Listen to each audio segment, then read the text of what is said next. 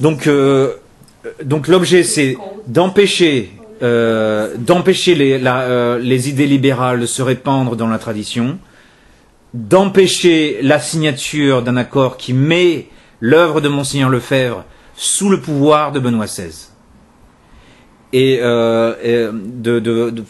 Donc, en bref, de garantir la survie de l'opération survie. Et on est en phase de mitose, les chromosomes s'alignent des deux côtés, chromosomes libéraux, chromosomes antilibéraux. Il y a un commencement de division dans la membrane de la cellule, mais la mitose n'a pas encore eu lieu. Ce que nous voulons, c'est sauver la partie saine de la tradition. Et de telle sorte que l'œuvre de Monseigneur Lefebvre continue à croître et à prospérer. Puisque malgré tout, au bout de 40 ans, on en est à 1000 prêtres de la tradition. 1000 prêtres, plus si on compte les amis, ça fait un millier de prêtres. Donc c'est quand même un témoignage énorme sur le plan mondial. Mais bon, c'est pas pour ça que le démon va chômer. Le démon va pas. Les francs-maçons n'ont jamais dit ils ont gagné, on a perdu, on part en vacances. Donc il est nécessaire pour nous, on en est arrivé au point où il est nécessaire qu'il y ait une résistance publique ouverte aux nouvelles idées de Menzingen. C'est absolument nécessaire. Puisque l'année 2012 n'est pas la même chose que les années qui précèdent. Dans les années qui précèdent, on était inquiets, on n'avait peut-être pas suffisamment d'évidence, on pouvait donner le bénéfice du doute à nos chefs, comme il se doit, mais il n'y avait pas suffisamment d'évidence. En 2012, au mois d'avril, mai et juin, on a eu un bas le masque. Le masque est tombé pendant 3 mois, y compris pendant le chapitre général de la fraternité. Le masque est tombé. Vous avez la lettre du 14 avril 2012 qui est du même acabit que les paroles de Don Gérard ou de Monseigneur Ifan. C'est le même discours. Vous avez la déclaration lamentable du jour d'après, le 15 avril, qui est aussi inacceptable. Pourquoi ? Puisqu'on reconnaît le magistère de Vatican, on appelle le concile comme un magistère, un enseignement qui illumine la vie de l'Église. On est même prêt à valider, à la lumière de la tradition, qui est un produit vraiment miraculeux, recommandé par l'Institut du Bon Pasteur, on est prêt à valider le magistère post-Vatican II. Donc cette déclaration est complètement inacceptable. Ou certains éléments des interviews de Monseigneur Fellet, en particulier l'interview de Monseigneur Fellet sur CNS, même si vous ne connaissez pas trop l'anglais, essayez de l'écouter quand même, puisque c'est vraiment, quand on retourne à cette interview, on voit très bien que les excuses de Monseigneur Fellet ne s'appliquent pas, que Monseigneur Fellet ne cherchait pas à dire que la liberté religieuse du Vatican II est beaucoup moindre que la liberté religieuse des États libéraux. C'est pas de cela qu'il s'agissait. Il cherchait à expliquer aux gens que ce que l'on conçoit comme les erreurs du concile sont en fait l'interprétation commune qu'on en fait après le concile. Et que la notion de la liberté religieuse du concile est en soi limitée. C'est ça que disait Monseigneur Fellet dans son interview. Et puis certains autres éléments des interviews de Monseigneur Fellet, en particulier l'interview de Monseigneur Fellet du 8 juin, qui est intéressante, où il admet qu'il faudra avoir la permission des évêques pour ouvrir de nouvelles maisons, et que c'est un problème.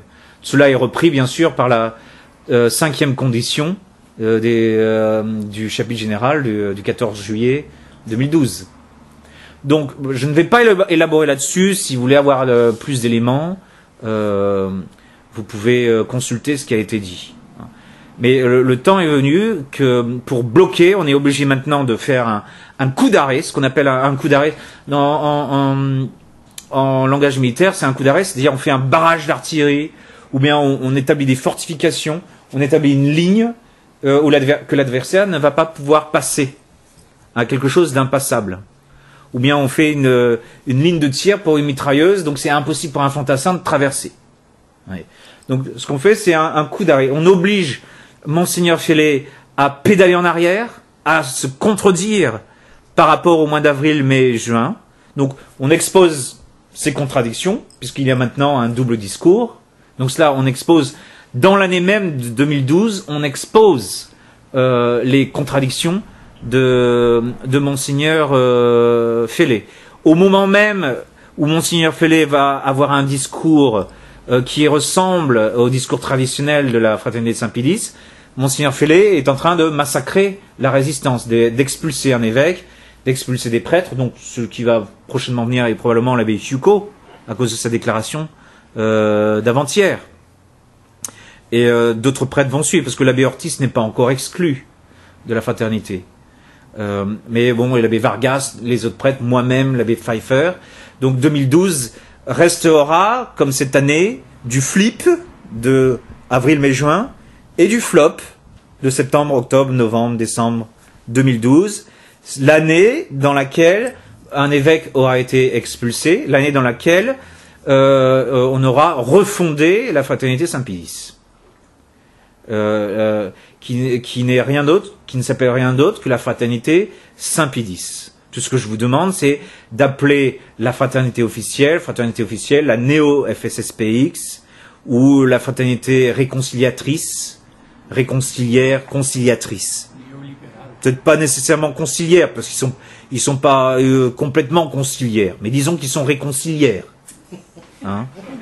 Donc, on nous a dit on nous a seriné pendant des mois qu'il y avait une nouvelle ambiance, qu'il y avait un changement à Rome, qu'on était tellement surpris que le pape nous disait qu'il voulait nous prendre tels que nous sommes. Donc, c'est du réconciliarisme.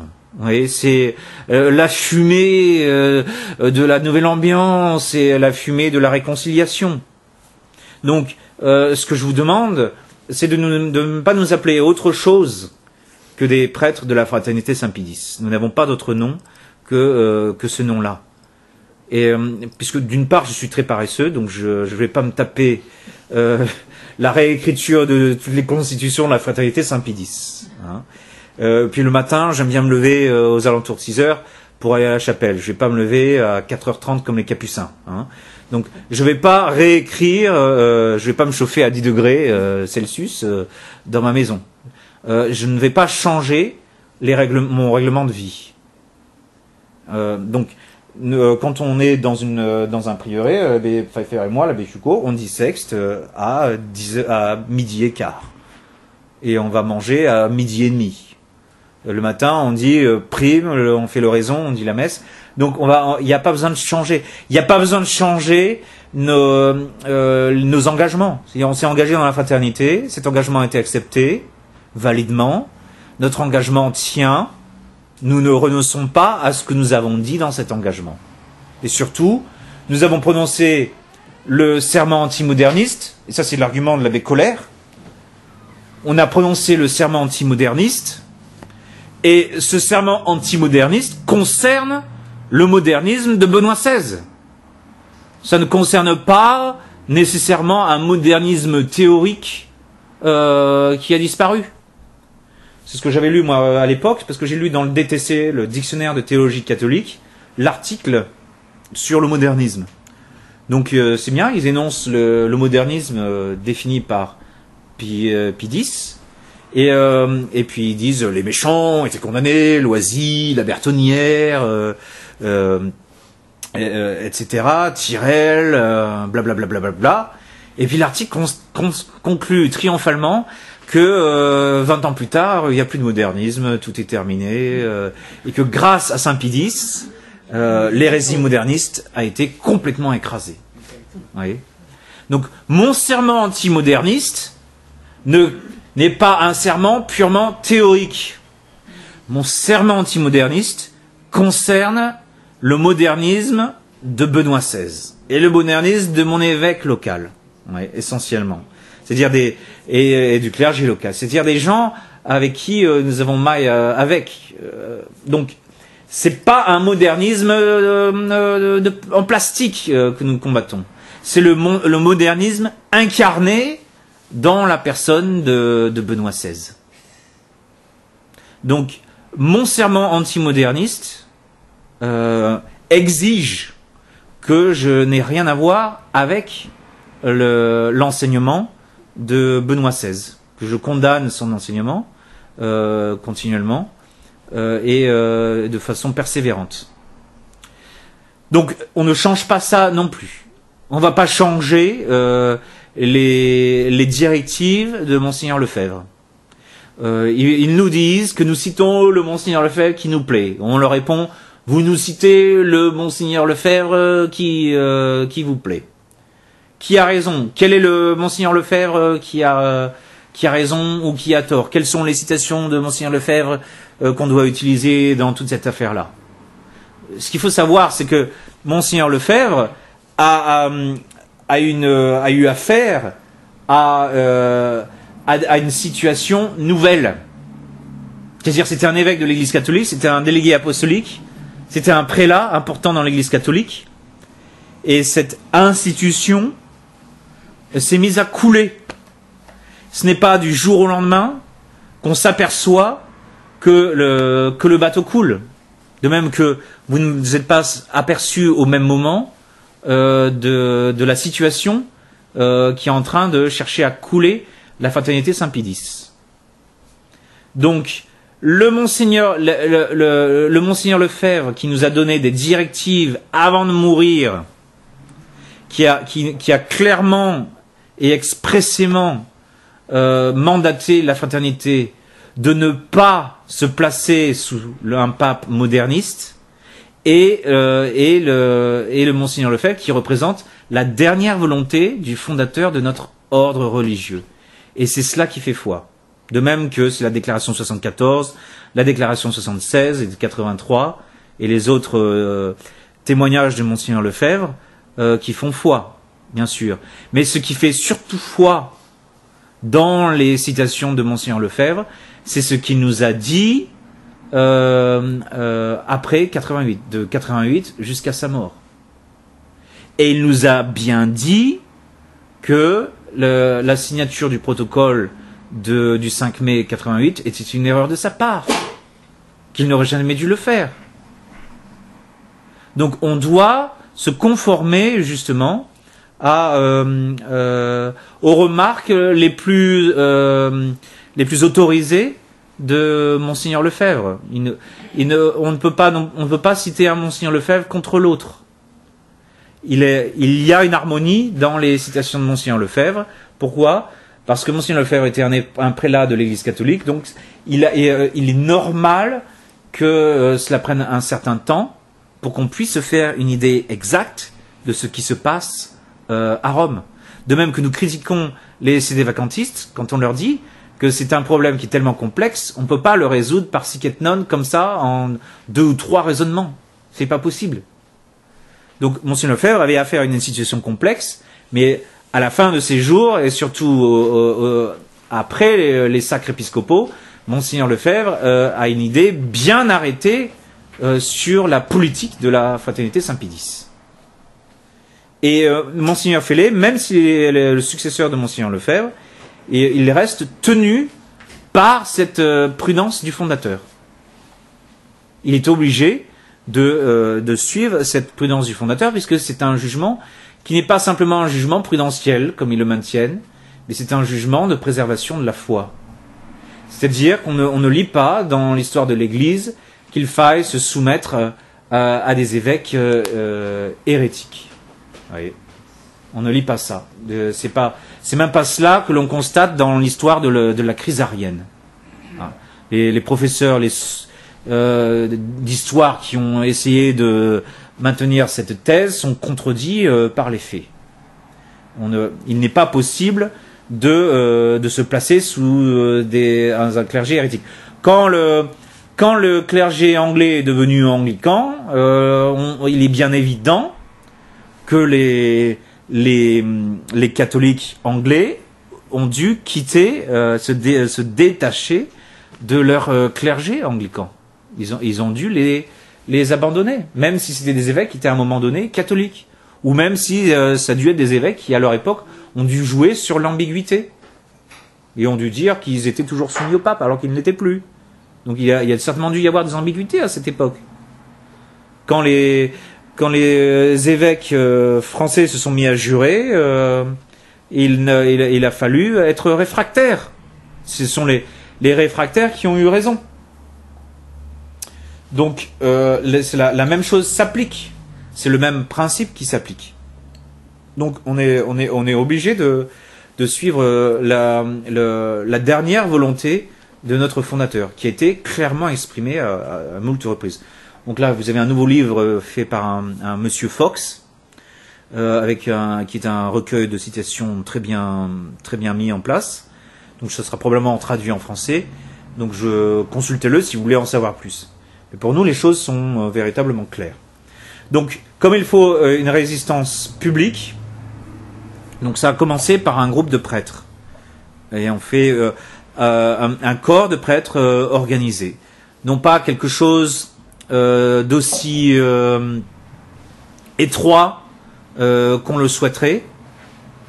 C'est-à-dire que en l'état actuel, tout ce qu'on a, on a élu un boss, un patron, l'abbé Joseph Pfeiffer. Mais l'abbé Joseph Pfeiffer n'a pas le contrôle, par exemple, de ce qui se passe en Amérique du Sud. L'abbé Joseph Pfeiffer ne contrôle pas ce que fait l'abbé Ringrose. L'abbé Joseph Pfeiffer ne dit pas avec quel dentifrice l'abbé Brunner va se brosser les dents le matin. Hein. Donc il s'agit d'une organisation visible, certes, mais qui reste quand même embryonnaire et qui n'est pas de la même nature ultra hiérarchique que ce qu'il y a dans la fraternité Saint-Pédis réconciliaire. Hein. On n'en est pas à ce point-là, puisqu'on n'a pas assez d'Indiens pour avoir autant d'Indiens qu'un chef indien, quoi. Il faut attendre que les Indiens se multiplient pour commencer à faire des chefs. Donc on a refusé de nommer un premier et un deuxième assistant, on a refusé de nommer un économe général, un secrétaire général, et puis on a refusé à donner à ces 5 postes un secrétaire particulier. Hein.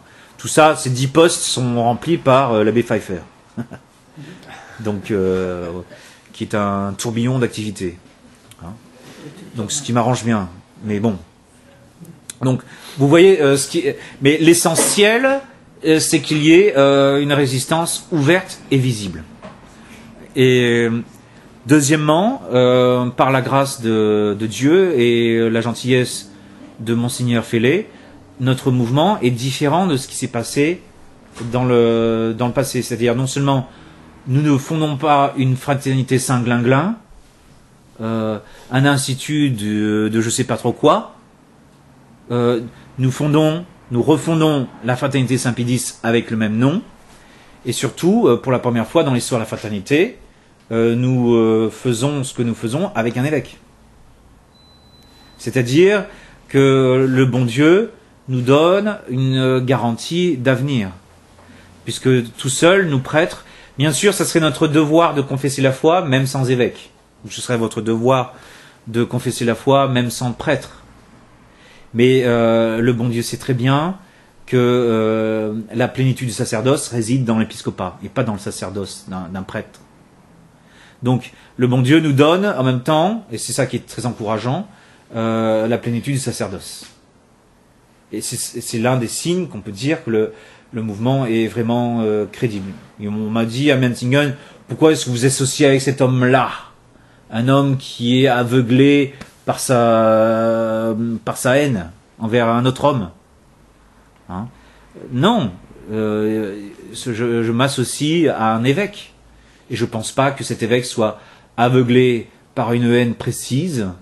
Je pense que cet homme cherche à simplement confesser la foi et à se sauver dans la plénitude de son sacerdoce en confessant la foi. Parce que c'est la foi que nous avons reçue et que c'est la foi à laquelle nous sommes attachés, et nous refusons que cette foi soit menacée ou bien placée dans une situation où elle sera écrasée. On n'a pas le droit de placer notre liberté dans une situation où elle sera abusée, où elle sera utilisée pour le mal. On n'a pas le droit de mettre la foi en danger. Je n'ai pas le droit de vous placer, mes fidèles, dans une position où vous serez massacrés. Je suis impardonnable, objectivement. Si je laisse passer, en ayant la connaissance de cause, si je laisse passer ce massacre en connaissance de cause.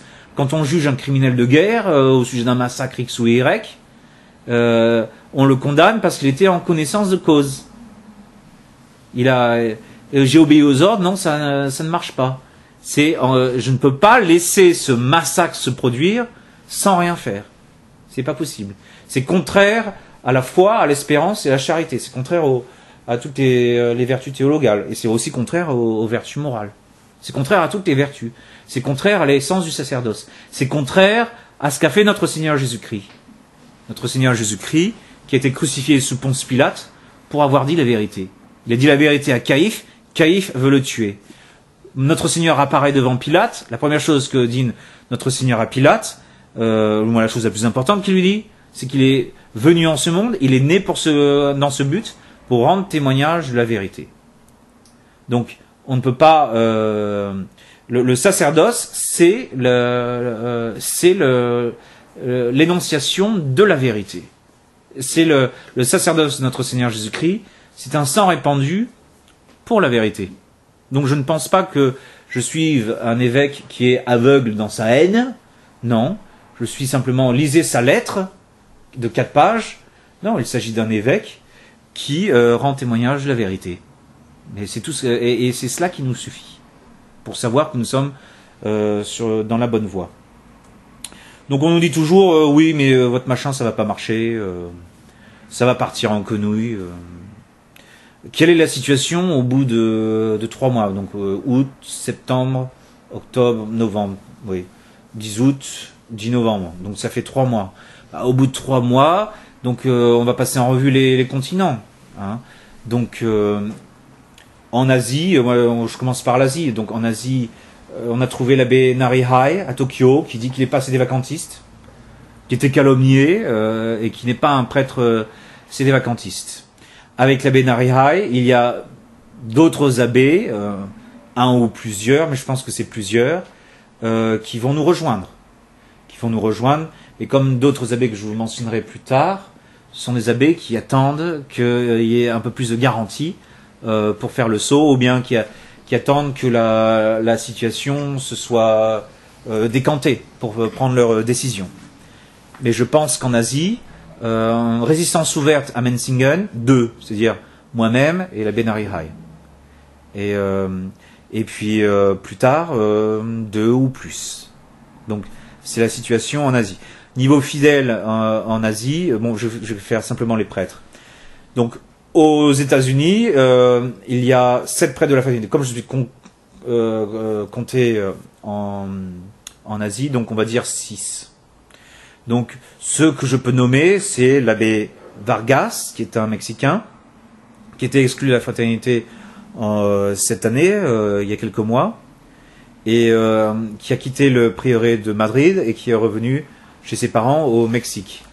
Et qui semblerait, je pense, qu'il s'occupe des fidèles qui ont été expulsés à Chihuahua. Une 50aine de fidèles qui sont sous interdit, qui n'ont pas accès au sacrement. Parce qu'on dit, qu'il n'y a que peu de fidèles qui sont menacés et tout ça. Non. Là, il y a tout un groupe dans le Chihuahua où ils ont été jetés dehors, sans sacrement. Donc l'abbé Vargas, l'abbé Joe Pfeiffer, l'abbé Ortiz, l'abbé Marshall Roberts, qui a travaillé jusqu'à 2012 avec la fraternité Saint-Pédis. C'est-à-dire, il travaillait de conserve avec la fraternité Saint-Pédis avant que cette crise nous frappe. Donc c'est effectivement un abbé de la fraternité Saint-Pédis. Et puis il y a l'abbé Hugo qui vient de faire une déclaration et qui est en train de dire la messe dans nos centres de messe, soit à Syracuse, soit à Newark dans le Connecticut, qui est le premier endroit où nous avons érigé une chapelle depuis le mois d'août. Donc depuis le mois d'août, nous avons réussi à ériger une chapelle avec un lieu, un hôtel, des ornements, etc., etc. C'est-à-dire une chapelle. Notre première chapelle tradie, c'est cet endroit-là. Les autres, elles étaient déjà constituées dans le passé. Et donc aux États-Unis, il y a aussi l'abbé Donc il y a un autre abbé que je ne mentionnerai pas, il me demande d'être discret. Et puis certains, lui travaille avec nous. Et puis il y a d'autres abbés que je ne mentionnerai pas non plus, qui vont probablement nous rejoindre parce qu'ils sont en contact avec nous et qu'ils ont fait le même cheminement doctrinal et ils ont la même analyse sur l'état de la fraternité. C'est-à-dire, je considère que ces abbés nous rejoindront dès qu'ils admettent que le bateau coule et qu'il n'y a pas que tout l'appareil de la fraternité, c'est-à-dire toute la haute hiérarchie de la fraternité, est complètement infecté par le libéralisme, ou l'ensemble. C'est-à-dire, il reste quelques points de subsistance, par exemple chez Monseigneur Tissier, ou l'abbé de Cacré, l'abbé Beauvais, il reste quelques petits points de subsistance, de fidélité à la pensée de Monseigneur Lefebvre, mais l'appareil sommital de la fraternité est complètement infecté. Donc, quand un abbé me dit ça, et qui dit que Monseigneur Fellé n'est plus fidèle à la pensée de Monseigneur Lefebvre et que le bateau va couler, je pense que c'est simplement une question de temps et de prudence pour que cet abbé nous rejoigne. Donc il y en a plusieurs comme ça aux États-Unis. Et puis côté indépendant, pareil. Donc il y a les prêtres indépendants qui sont ouvertement membres de la résistance, comme l'abbé Morel, l'abbé Ringrose, qui a une paroisse de 600 fidèles à Vienne, en Virginie, juste à côté de Washington. Et l'abbé Voigt, qui est l'un des signataires de notre déclaration du 10 août. Et d'autres indépendants.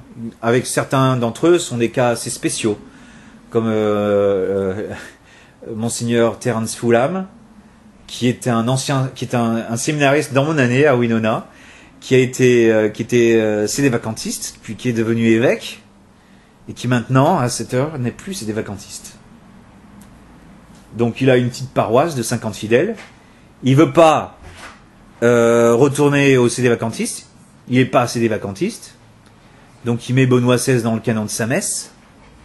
Mais il veut pas se rattacher à la fraternité Saint-Pédis. Il n'est pas d'accord avec la fraternité Saint-Pédis officielle. Il ne veut pas entendre parler de la messe de l'indulte. Il ne veut pas collaborer avec l'évêque diocésain local. Qu'est-ce qu'on fait de ce gars-là? Mais bon, c'est un prêtre ou un évêque qui est avec nous. Donc je pense pas qu'on puisse faire usage de son épiscopat, mais c'est malgré tout un bon prêtre à l'heure actuelle, qui a reconnu ses erreurs. Vous comprenez? Donc il y a deux sortes même dans les indépendants, il y a deux sortes de prêtres. Donc il y a d'autres indépendants aux États-Unis qui nous ont demandé d'être discrets. C'est-à-dire ils attendent d'autres confirmations,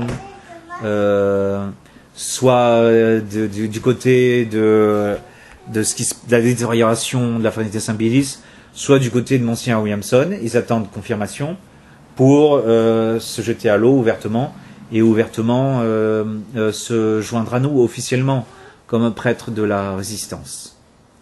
Mais on arrive aux États-Unis et au Canada. Donc au Canada, il y a l'abbé Gruner qui est officiellement avec nous, et puis 2 ou 3 autres prêtres canadiens qui devraient nous rejoindre incessamment sous peu.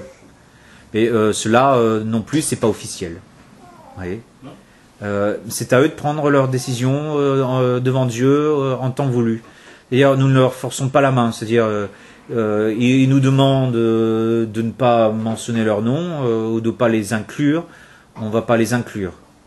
Mais je pense que comme ils ont fait tout le cheminement intellectuel qui est le nôtre, ils ont le même cheminement intellectuel que le nôtre. Mais et pour des raisons que nous acceptons, ils ont décidé de ne pas être officiellement avec nous pour le moment. Et donc, pour ce qui est de l'Amérique du Nord, c'est-à-dire le Canada et les États-Unis, on peut bien parler d'une quinzaine de prêtres, facilement. Quinzaine de prêtres. Ensuite, l'autre gros morceau de de la résistance, c'est l'Amérique du Sud. Donc tout récemment, j'ai appris qu'il y a 2 monastères, pas un seul monastère, mais 2 monastères. Le monastère de Don Thomas d'Aquin avec 8 moines. Et paraîtrait-il que l'un des prêtres de Don Thomas d'Aquin a besoin d'être ordonné. Donc il sera certainement ordonné par Monseigneur Williamson, qui s'est engagé de consacrer les saintes huiles à Pâques de l'an prochain, là-bas. Puisque chaque année, nous renouvelons nos saintes huiles. Donc pour avoir les saintes huiles, il faut avoir un évêque. Donc nous, comme d'habitude, les saintes huiles sont transportées dans le monde entier, de telle sorte que le prêtre, conformément à la loi, dispose des saintes huiles. Donc les saintes huiles nous seront données à partir du diocèse de Campos ou Nova Friburgo. Donc il y a Don Thomas d'Aquin avec un futur ordinant. Donc il y a cet autre monastère, c'est le monastère de... Comment il s'appelle? Santa Cruz. Comment il s'appelle le père? Rio? Non, l'autre. L'autre couvent. Le Father Jair, le père Jair. Et combien est-ce qu'il a de prêtres avec lui? On sait. How many priests has he got with him? Father Jair? You have no idea? I have no idea. But the community is big. It's bigger than in Donc le monastère de l'abbé Jair est plus grand que le monastère du père Thomas d'Aquin, et il a des prêtres, paraîtrait-il, avec lui. And you have also in the middle of the country called Annapolis. Napolis, ouais. The Father Fernando. Father Fernando. Wasn't never from the fraternity. He was a diocesan priest, Oui. but was expelled from the diocese, so he was. Donc rien qu'au Brésil, at least 3 priests that we can mention, and probably 2 more Brazilian priests. Yeah. Donc rien qu'au Brésil, 3 à 5 prêtres brésiliens. À ces prêtres-là, il faut surajouter une ribambelle de prêtres qui ont été expulsés en 2012 ou un peu avant 2012 parce qu'ils ne sont plus d'accord avec Monseigneur Fellé, les prêtres de la fraternité Saint-Pédis. Donc le chef de file, à notre avis, de ces prêtres, c'est l'abbé Trincardo. C'est le prêtre qui a donné main à la main à Monseigneur Fellé une lettre demandant à Monseigneur Fellé de démissionner. Donc il y a d'autres abbés avec lui, mais on ne sait pas pour le moment quelle est la situation de ces abbés. Certains d'entre eux, nous craignons qu'ils soient c'est des vacantistes, et malheureusement, s'ils sont tels qu'ils sont ouvertement et d'une façon assez amère et excessive, etc., etc., il n'est pas possible que nous collaborions avec ces prêtres. D'autres ne le sont pas, mais la situation en Amérique du Sud par rapport à ces prêtres-là n'est pas entièrement élucidée. Donc je ne peux pas nécessairement vous dire que ces 6 prêtres, en plus des 5 prêtres brésiliens, je ne peux pas expressément vous dire que ces 6 prêtres sont de notre bord et qui font partie de notre congrégation. Je pense que ce serait une contre-vérité. Mais je pense que dans ce groupe de 6 prêtres, on peut bien espérer qu'il y en ait quelque chose comme 3 qui acceptent de nous rejoindre officiellement. Ça, je pense. Je pense qu'on devrait arriver à 3 prêtres de ce genre-là. Je passerai rapidement sur l'Afrique. L'Afrique, j'ai quelques contacts directs avec certains prêtres. J'ai appris l'un des prêtres en Afrique avait envoyé une lettre à Monseigneur Fellé lui demandant de se démettre. Et puis un autre prêtre, je pense, que je connais bien, ne suivra pas le manège qui est en cours. Donc en Afrique, pour le moment, il n'y a rien de véritablement sérieux, véritablement qui se développe. Mais j'en sais trop rien, parce que je ne suis pas allé en Afrique. Je suis simplement né en Afrique, mais je ne suis jamais retourné en Afrique 3 mois après ma naissance. Donc je ne peux pas vous dire exactement ce qui se passe en Afrique. En Europe, la résistance est beaucoup moindre que... La résistance ouverte, je dirais, est beaucoup moindre qu'ailleurs. Pourquoi? Parce que soit le supérieur de district suit la ligne de Menzingen, la ligne pro-accordiste, je pense en particulier à l'abbé Schmidberger, qui est très en faveur des accords, qui avait même dit à l'abbé Glaise, il n'est pas suffisant qu'on ait la photo du pape dans nos sacristies, qu'on mette le nom du pape dans le canon de la messe, qu'on ait le nom du pape à la semaine sainte, le nom du pape dans le bréviaire, ou le nom du pape pendant le salut du Saint-Sacrement, pour qu'on ne soit pas des sédévacantistes. Lui, avec beaucoup de prêtres en Allemagne, sont des prêtres qui sont accordistes. Mais en France, vous avez l'abbé de Cacré, qui est très antilibéral. Donc, ce qui fait que les prêtres qui sont contre les accords font confiance à l'abbé de Cacré. À tort ou à raison, moi je pense que je ne peux pas les blâmer. Il est très probable que je serais dans le même cas que ces prêtres-là, si j'étais en France. Que j'en aurais pas fait autant si j'avais été en France. Parce que je n'aurais pas voulu offenser mon supérieur, avec lequel j'aurais été d'accord sur le plan des idées. Vous voyez, puisque c'est un supérieur qui est archi contre les accords, qui ne m'a pas caché que s'il y a un accord, il ne fait plus partie de cette fraternité officielle. Vous voyez, donc c'est beaucoup plus compliqué, vous voyez. Ça aurait été beaucoup plus compliqué pour moi de trouver mon devoir d'État dans ce district-là. Donc en conséquence, en France, vous avez que un ou deux prêtres, comme l'abbé Colère, qui a attaqué Monseigneur Fellé, nommément, dans son sermon, vous voyez, et qui n'a pas retiré son sermon, et qui continue à combattre ouvertement Menzingen. De même qu'il y a d'autres prêtres en France, mais ils ne sont pas nombreux, qui attaquent Monseigneur Fellé nommément. Pour moi, c'est ça qui suffit. C'est-à-dire, nous n'avons pas fondé une secte, un groupe où les gens sont absolument obligés de nous rejoindre sous peine de damnation éternelle. Non. Non, ce qui sauve la tradition, c'est qu'on expose le démon. C'est qu'on expose la confusion qui règne dans l'esprit de Monseigneur Fellé et de ceux qui suivent Monseigneur Fellé. Par exemple, on sait à Morgon, il y a le Père Jean qui est très ouvert sur cette question-là. Et bon, le Père Jean est toujours dans sa communauté à Morgon. On sait que les dominicains sont très résolus. Mais tout cela, vous voyez, n'est pas arrivé à fruition. Je ne suis pas en position, nous de l'extérieur, nous ne sommes pas en position pour donner des ordres à tous ces bons prêtres qu'il y a en France, et qui sont nombreux, et qui excluent tout accord avec la Rome actuelle. Ce que je peux dire, c'est que, dans le fond, nous sommes parfaitement d'accord avec ces prêtres-là. Ils n'ont pas pris le même cheminement pratique que nous, mais dans le fond, on est parfaitement d'accord. Et j'en veux pour preuve que, très souvent, ces prêtres-là approuvent ce que je fais, bénissent ce que je fais. Vous voyez ? Certains d'entre eux, non. Mais beaucoup d'entre eux approuvent, comprennent, sans approuver, mais comprennent ce que je fais.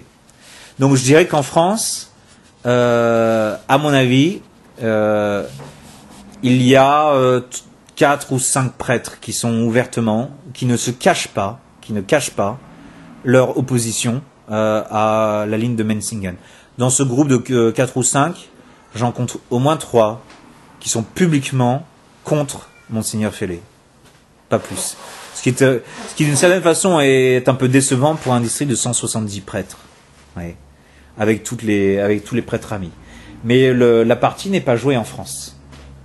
C'est-à-dire que si on touche à Monseigneur Tissé de Malray, là en France, c'est à ce moment-là, à mon avis, que la France va réellement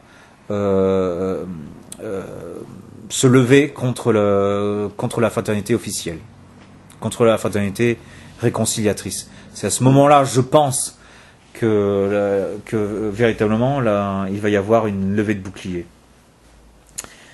En Angleterre, il y a un prêtre qui est un évêque, qui est Monseigneur Williamson. Donc, est-ce que Monseigneur Williamson a déjà un prêtre qui le soutient directement ? C'est possible. Il est possible que Monseigneur Williamson ait quelques prêtres anglais qui aient déjà décidé de le suivre. Puisque Monseigneur Williamson demande un soutien financier pour pouvoir s'installer quelque part. Je doute que Monseigneur Williamson s'installe quelque part tout seul sans autre prêtre, ce qui, à mon avis, serait dangereux de sa part. Et puis il y a d'autres prêtres dans cette région-là qui nous ont demandé de ne pas dire qu'ils existent, hein, de ne pas les mentionner. Mais je pense que dans ces parages, il y a une résistance à Monseigneur Fellé qui est en formation et qui existe à l'instant même où je vous parle. C'est-à-dire, pas simplement dans les discours, mais dans les faits. Vous comprenez ? Et sinon, dans le reste de l'Europe, en Italie, en Europe de l'Est, je ne sais pas du tout ce qui se passe. Donc je ne peux pas vraiment vous dire. Je ne peux pas vraiment vous dire ce que pensent nos abbés qui sont en Espagne ou les abbés qui sont en Italie, les abbés qui sont ailleurs. Je pense que l'une des raisons, a posteriori, que l'une des raisons pour lesquelles l'abbé Tam a été exclu, vu que maintenant on dit toujours que l'abbé Monseigneur Williamson et que tous ces 15 prêtres exclus ont tous été désobéissants, et que c'est à cause de leur désobéissance qu'ils ont été exclus. Maintenant, quand on me dit que l'abbé Tam a été exclu par pure désobéissance, je commence à avoir mes doutes. Hein, même si l'abbé Tam est un personnage intéressant. Donc, il doit y avoir ailleurs, en Europe, d'autres prêtres qui seraient prêts à nous rejoindre. Mais publiquement, ouvertement, du moins, j'en connais pas. Pour ce qui est de la fraternité Saint-Josaphat, je ne sais pas ce qu'ils pensent. Donc, on ne sait pas. C'est l'un des problèmes que vous avez ici à Montréal, par exemple. Vous ne pouvez pas savoir, vous ne savez pas pour le moment, ce que pense chacun des membres de la paroisse. Tout ce qu'on a maintenant, c'est qu'on a l'évidence d'un groupe d'une vingtaine ou d'une trentaine, oui, puisque vous voyez les uns les autres, hein, aujourd'hui, ou hier, ou avant-hier, vous êtes vus les uns les autres, maintenant vous savez ce que vous pensez les uns des autres, mais que pensent les 70 autres paroissiens, ça vous ne le savez pas. Eh bien, pensez que la même chose se produit aussi dans le monde entier, c'est-à-dire, on ne sait pas exactement où en sont les autres. Voyez. Je ne peux pas vous dire où en sont les dominicains d'Avrier, puisque je les ai vus il y a 3 mois. Et 3 mois dans cette crise, c'est une éternité. Je ne sais pas où en sont les capucins de Morgon. Pourquoi ? Parce que Monseigneur Galarreta a une grande influence sur les capucins de Morgon. Donc, est-ce que les capucins de Morgon vont résister aux contre-vérités de Monseigneur Galarreta à sa conférence de Villepreux, où il fait l'éloge des 6 conditions du chapitre, où pour la première fois on l'entend dire qu'on peut avoir un accord avec ce pape même si Rome ne se convertit pas à la tradition. Donc, est-ce que les capucins vont résister aux contre-vérités de la bouche de Monseigneur Galarreta ? Alors que les petites carmélites, qui étaient tellement archi contre les accords, que j'avais connu tellement archi contre les accords dans le passé, maintenant elles sont pour les accords, ou bien elles disent que les garanties sont une sauvegarde pour nous, et qu'il n'y a pas de danger. Vous voyez ? Parce qu'elles ont été retournées à cause de la confiance compréhensible qu'elles ont envers Monseigneur Galarreta. Donc si on fait le tour du monde de la tradition, donc on a bien affaire à un groupe de 30 prêtres. Un groupe de 30 prêtres, mais il ne s'agit pas de 30 prêtres d'un même ordre religieux. Vous voyez ? Donc il y a un lien entre nous, mais nous sommes un peu comme une arche de Noé, quoi. C'est-à-dire, il y a tout un tas d'espèces dans ce groupe, tout un tas de différents animaux. Vous voyez ? Mais nous avons bien affaire à un groupe de 30 prêtres en ce mois de novembre 2012. Ce qui n'est pas une mauvaise façon de démarrer, vous voyez. Surtout, et j'insiste, quand on a un évêque. Alors, l'avenir va nous prouver ce qu'on sera l'année prochaine. Mais je pense que l'année prochaine, on sera au moins le double. Au moins le double. Compte tenu l'état intellectuel des prêtres avec lesquels nous communiquons, et là où ils en sont sur le plan intellectuel, et puis leur façon de s'informer, et leur façon d'être lucide sur l'état de la fraternité. Donc on peut éventuellement pronostiquer que l'année prochaine, on sera le double de ça. L'autre chose que certainement, l'autre question que vous vous posez, c'est la question une question d'avenir, c'est la question du séminaire. Parce que ce qui assure la pérennité du sacerdoce, c'est l'épiscopat. Mais bon, un évêque, c'est beau un évêque, mais bon, s'il n'a pas de tête pour imposer ses mains, il n'y a pas de prêtre qui surgit. Donc, pour qu'il y ait un prêtre, il faut qu'il y ait un évêque. Oui, mais pour qu'il y ait un séminariste, il faut qu'il y ait un séminaire. Donc, il faut que nous organisions un séminaire. Donc, où est-ce que nous en sommes pour le séminaire? Donc, là, pour le moment, on a l'endroit géographique. Donc, on a ce prieuré à Boston, dans le Kentucky. Et là, on a toute une série de bâtiments. Donc, on a un bâtiment pour les prêtres, dans lequel on a 8 chambres. Donc, il y a 8 chambres pour les prêtres.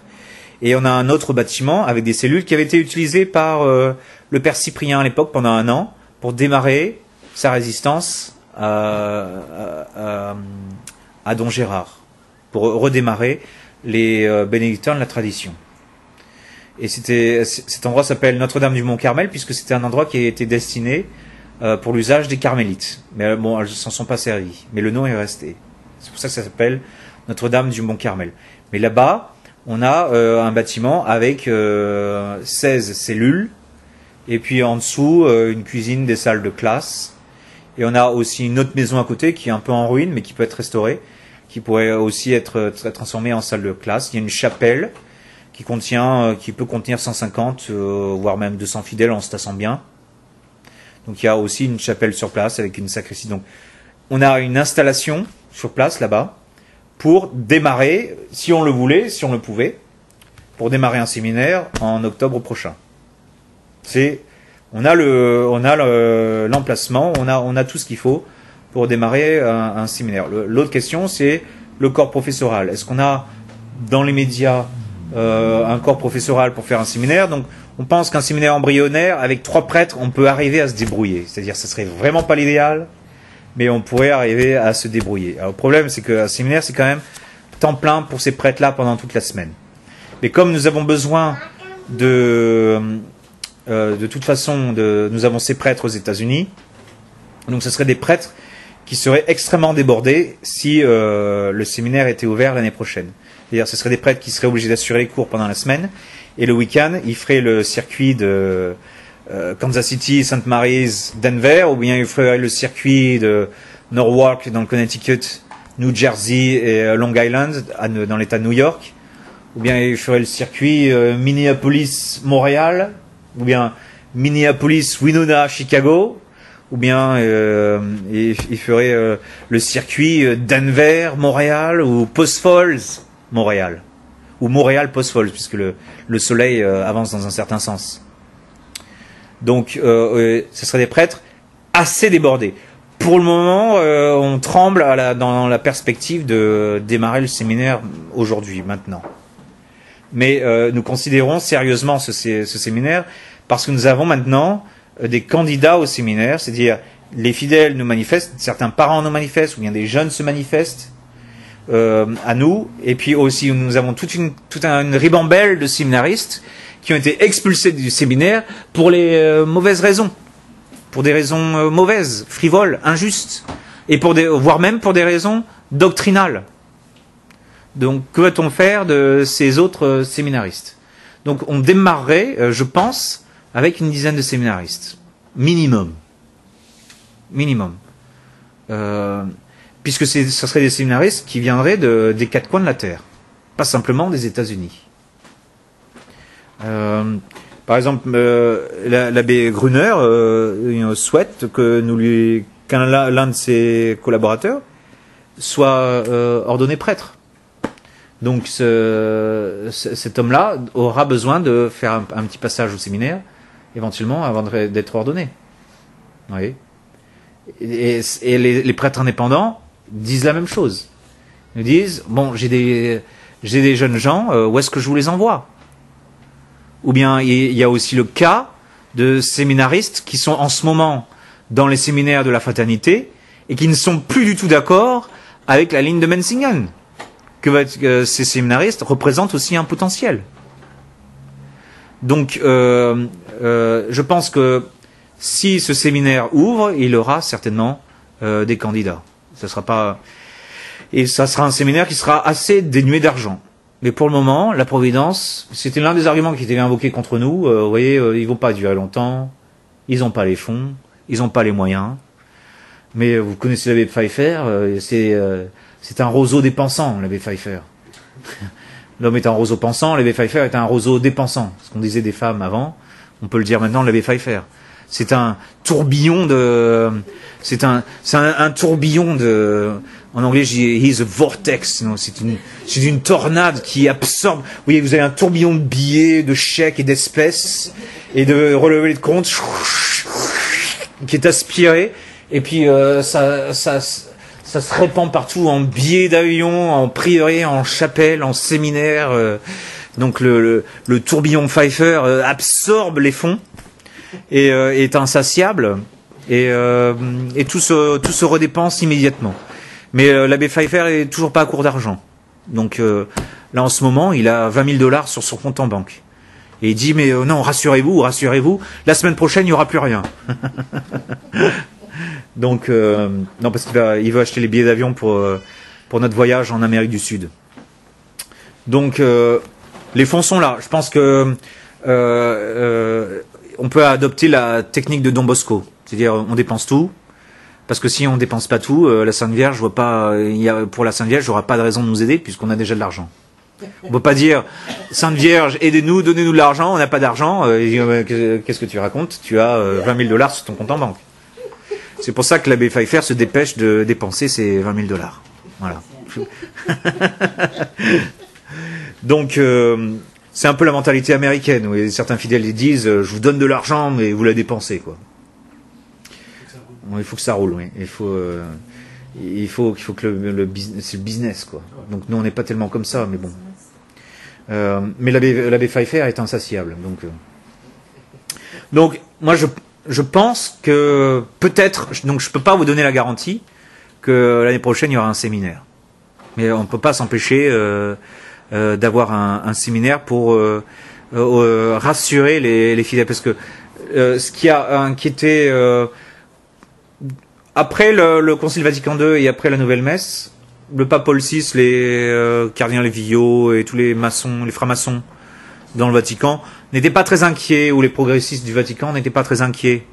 Parce que même s'il y avait des centaines de prêtres qui refusaient la messe nouvelle, ou qui refusaient les idées de Vatican II, tant qu'il n'y avait pas de séminaire, ils se disent c'est juste une question de temps. Vous voyez, de même que si on veut se débarrasser d'une peuplade, vous mettez les messieurs dans un camp, et puis vous mettez ces dames dans un autre camp, vous les séparez pendant 40 ans, problème réglé. Vous voyez, donc tant qu'il n'y a pas de séminaire, et nous n'avons pas la faculté de nous reproduire, nous n'avons pas d'avenir. Donc c'est là qu'est l'importance du séminaire. C'est pour garantir, c'est une garantie finale, c'est-à-dire vous avez déjà cette garantie avec un évêque, mais quand vous aurez un séminaire, vous aurez une garantie finale, assurée, même si c'est une garantie complètement embryonnaire, vous aurez la garantie certaine que l'œuvre de Monseigneur Lefebvre continue. C'est ça que nous voulons faire. Dans quelle forme? Monseigneur Williamson souhaite une forme plus large, puisque c'est par la fausse obéissance que le Vatican II de la fraternité est en train de se produire. Donc on se fait encore brûler les doigts par cette fausse obéissance. Pour la deuxième fois, on est en train de se faire fourvoyer par la fausse obéissance, par les soi-disant grâces d'État, par le fait que notre supérieur est un homme important et qui est le successeur d'un grand saint, Monseigneur Lefebvre. De même que le pape est un homme important et il est le successeur de Pierre. Donc, il y a, quand il y aura un séminaire, on pourra effectivement dire d'une façon finale que l'œuvre de Monseigneur Lefebvre continue. que Monseigneur Fellet signe ou qu'il ne signe pas. Vous comprenez? S'il ne signe pas, tant mieux. Tant mieux. Puisqu'il y reste encore de très bons prêtres dans la fraternité Saint-Pédis réconciliatrice. Tant mieux. Et puis peut-être, si les choses continuent à se détériorer dans la fraternité de Saint-Pédis, alors que Monseigneur Fellet n'a pas signé, il y a peut-être plus de chances que moins de prêtres se libéralisent à l'intérieur de la fraternité conciliatrice. Mais si Monseigneur Fellet signe, eh bien il y aura une entité, c'est-à-dire avec l'entièreté dans l'intégrité de tous ses membres. C'est-à-dire, il y aura peut-être un petit embryon, mais cet embryon aura un foie, un pancréas, un tube digestif, des poumons, un cœur, des bras, des jambes, un thorax, une tête, des oreilles, un nez, des yeux, une bouche. C'est-à-dire, tous les organes de ce petit embryon seront là. Et comme Monseigneur Lefebvre s'était retrouvé dans une côte, dans une 2 chevaux, avec 3 séminaristes, il était 4 là-dedans, là. Il y a 2 chevaux monter la côte. Puis il y a 2 chevaux se met à caler. Puis Monseigneur Lefebvre se retourne et dit, quand je pense que tout l'avenir de l'Église est dans cette petite canette, hein, eh bien, même si c'est un tout petit machin, c'est pas grave.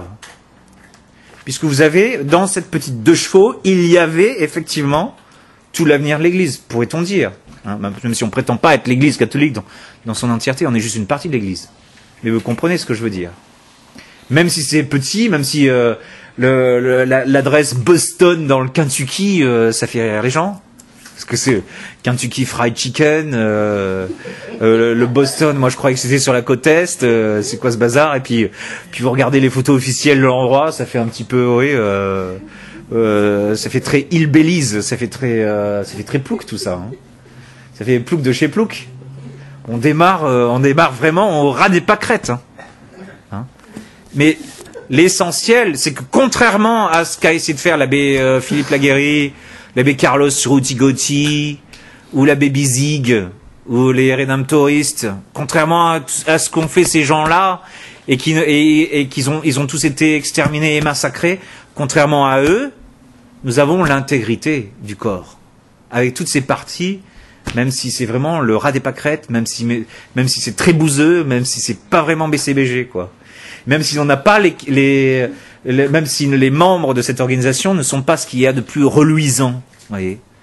C'est pas l'abbé Pfeiffer, quand vous le voyez débarquer avec ses 3 sacs, et puis les bretelles qui pendent, et puis le téléphone portable, et puis la jovialité, et puis les plaisanteries et tout ça, ça n'a pas l'air très rassurant, quoi. Ça n'a pas l'air ouïe.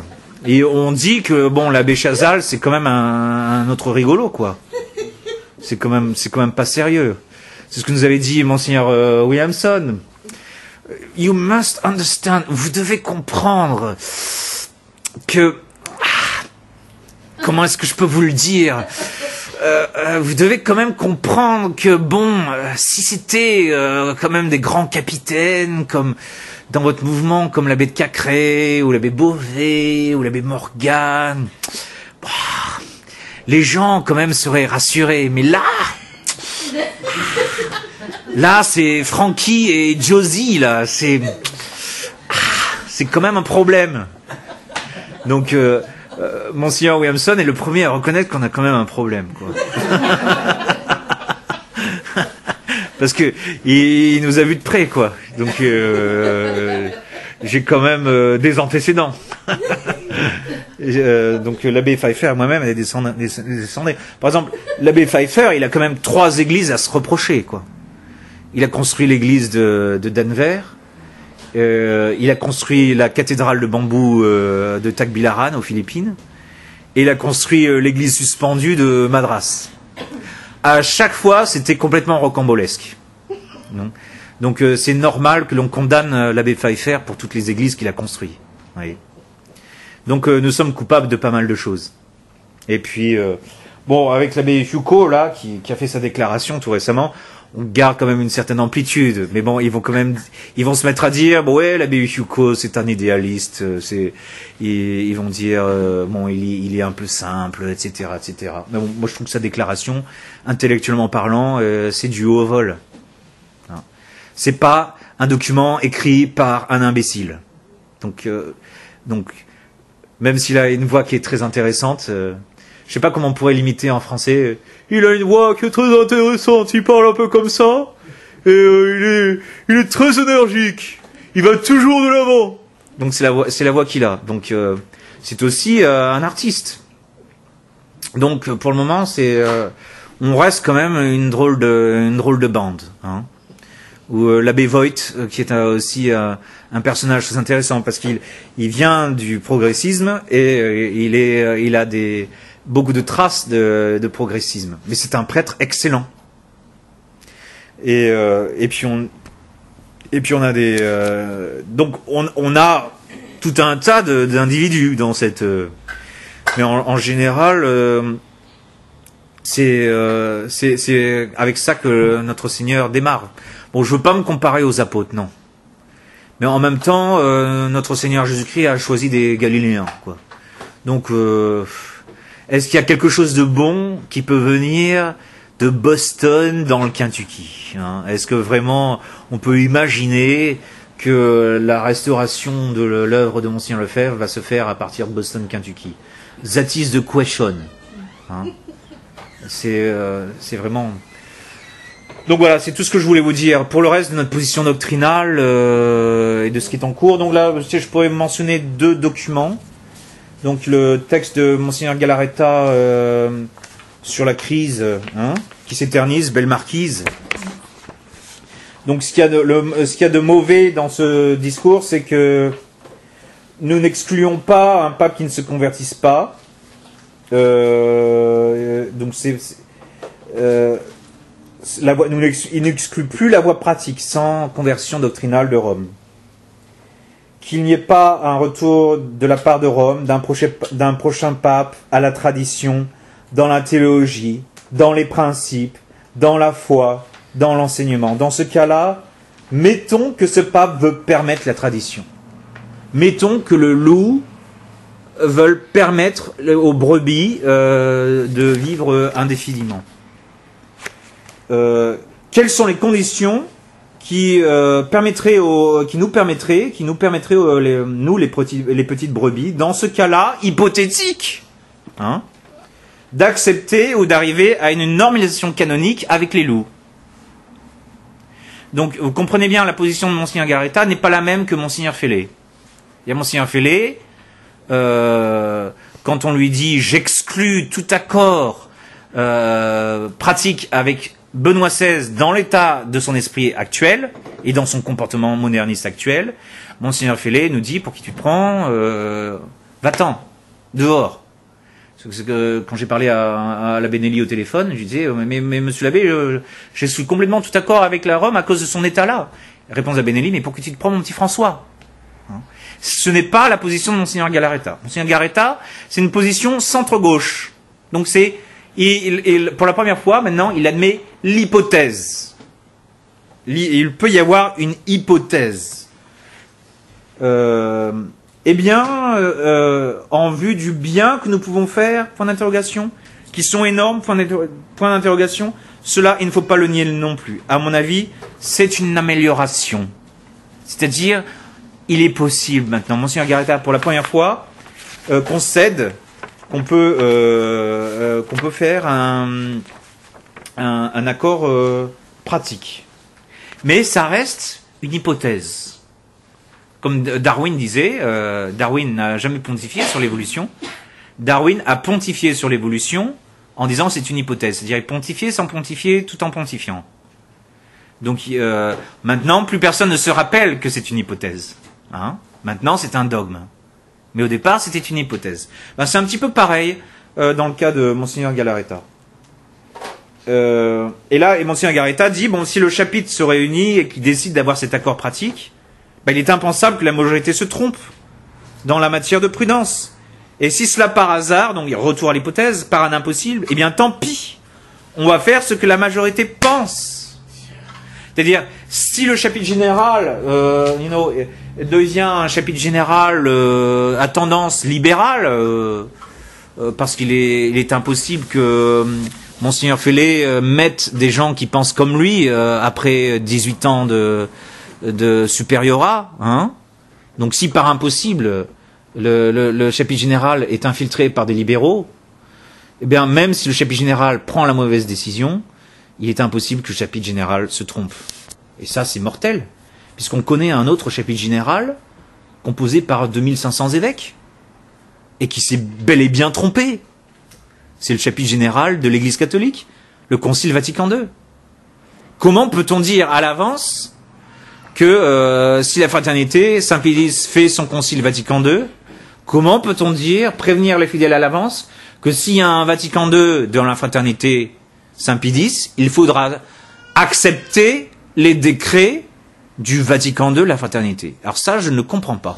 C'est pour ça que je n'arrive pas à réconcilier le Monseigneur Galarreta du 7 avril, je crois que c'est la lettre des 3 évêques, je crois que c'est la date, 7 avril ou 5 avril, je sais plus.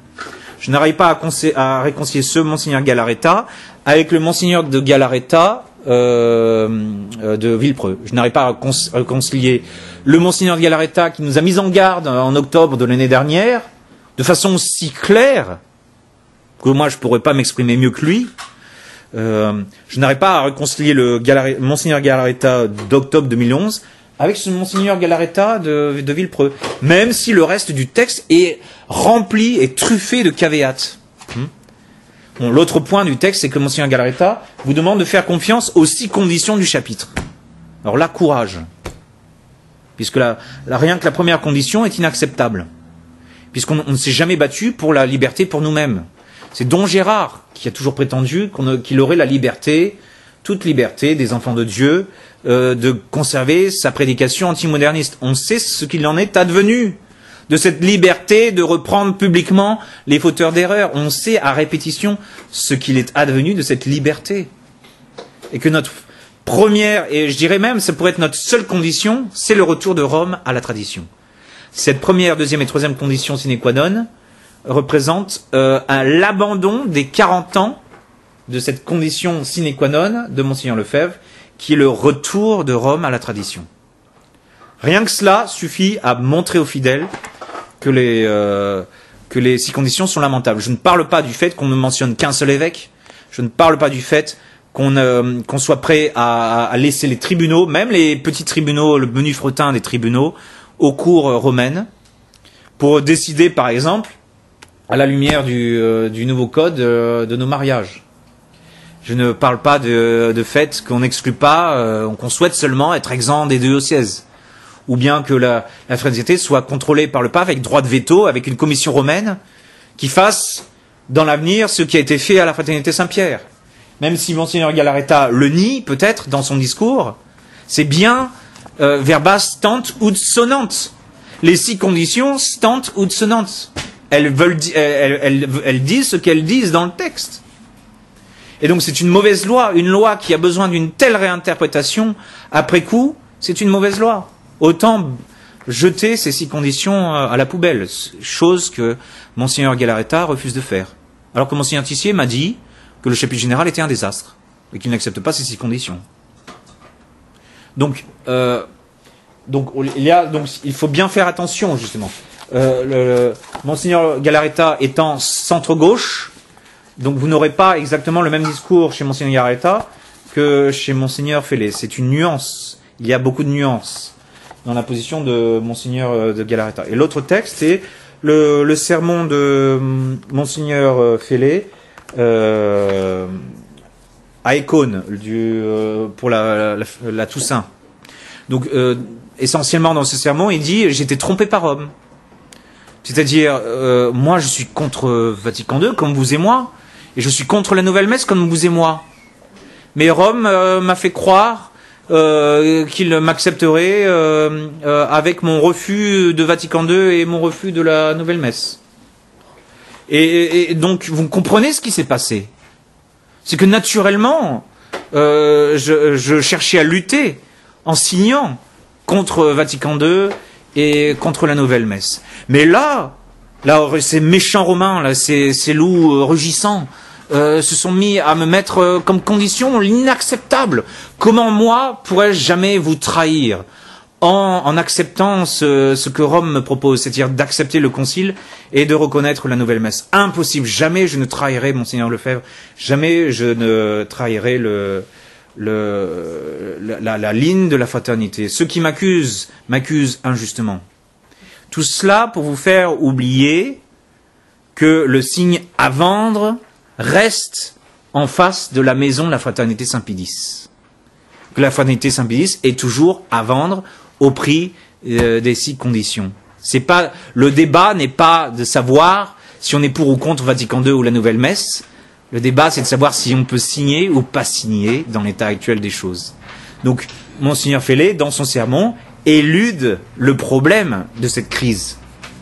C'est-à-dire, on s'est battu depuis mai pour exclure la signature que Rome nous demande de nous accepter tels que nous sommes, comme Rome a accepté Campos, l'Institut du Bon Pasteur et les Rédemptoristes tels qu'ils étaient, ou que Rome nous accepte non tels que nous sommes.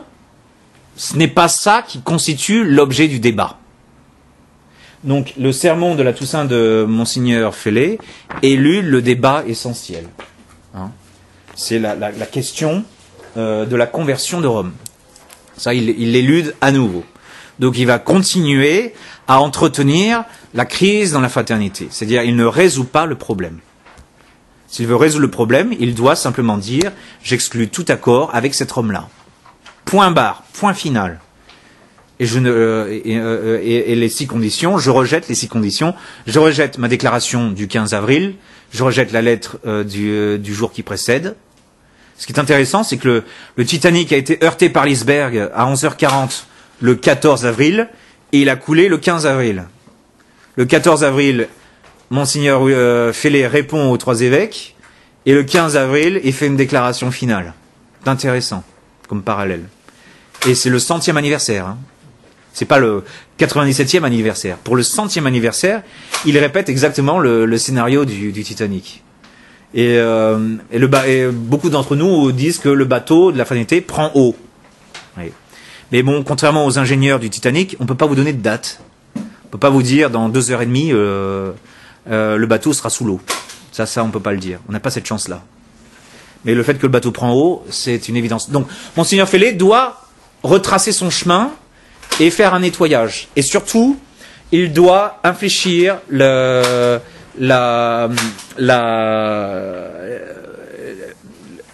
dérive doctrinale de la fraternité Saint-Pédis. C'est-à-dire, partout maintenant, on a des manifestations de libéralisme. Un abbé qui interdit que l'on commande les livres qui condamnent le concile, parce qu'il ne veut pas en entendre parler. Et donc il se heurte avec les laïcs qui sont responsables de la procure à ce sujet-là. Des abbés qui reprennent, qui disent, mais bien chers frères, prions le chapelet en union avec Benoît XVI pour l'année de la foi. Oui. Alors que le Benoît XVI nie la foi pendant cette même année, à Assise, où il fait l'éloge de l'islam, où il demande aux musulmans de rester musulmans, etc. C'est inacceptable. Ou un abbé qui dit la crise de l'Église est terminée. Quels sont les autres exemples que je donnais récemment Donc tous ces autres exemples de dérives libérales, ou bien des abbés qui ne prêchent jamais sur la crise de l'Église, qui n'en parlent jamais. Donc vous les fidèles, c'est vous qui venez me dire et qui témoignez que l'abbé de tel endroit dit qu'il y a plus de crise de l'Église, ou bien qu'il ne parle jamais de la crise de l'Église dans ses sermons. Je demande pas auprès de parler de la crise de l'Église à chaque sermon, parce que ça ferait vomir les gens. Les gens ne voudraient plus entendre parler de la crise. Mais au moins que les gens aient une notion de la crise de temps en temps, ou qu'au passage, qu'on évoque la crise. Alors j'ai demandé à cette personne-là, mais vous êtes sûr que cet abbé ne parle vraiment jamais de la crise, même en passant? Il dit non. Il ne parle que du catéchisme ou de l'évangile du dimanche, ou de choses de spiritualité, mais jamais il ne fait allusion à Benoît XVI ou à ce qui se passe dans l'Église. Jamais. Comment est-ce possible? Ou un abbé qui dit la nouvelle messe, il faudra faire avec, elle va pas partir du jour au lendemain. Donc il faudra bien que dans une certaine mesure, on accepte le rite hybride, du moins, peut-être pas pour nous-mêmes, mais peut-être pour d'autres, qu'on accepte le rite hybride que Benoît XVI va nous concocter en décembre, peut-être. Parce qu'il semblerait qu'il prépare ça. Donc, il y a effectivement ce glissement libéral que l'on constate sur le plan horizontal dans la fraternité Saint-Pédis. Et puis, bien sûr, il y a Ditchy, les publications qui deviennent de plus en plus édulcorées. Même si je dois constater que par réaction, de temps en temps, SSPX.org met des choses contre le concile. Voire même, tout récemment, ils ont critiqué mais de façon très molle, le message de félicitations de Benoît XVI à Barack Obama.